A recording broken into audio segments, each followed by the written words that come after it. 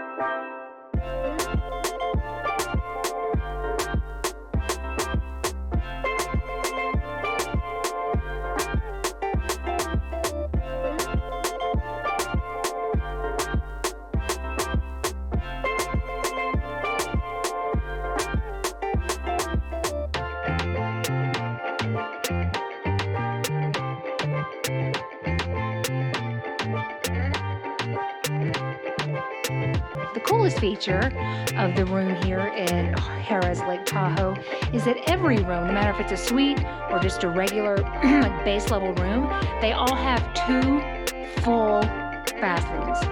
One bathroom, please sink vanity, toilet, bathtub, while the other bathroom, sink, toilet, shower. So kind of something you don't see a lot, but it's really cool that they kept that feature in all of the rooms here at Harrah's Lake Tahoe. So hope you enjoyed the room tour. We're going to be seeing a lot more of Harrah's this week. A lot more of Lake Tahoe. Oh yeah.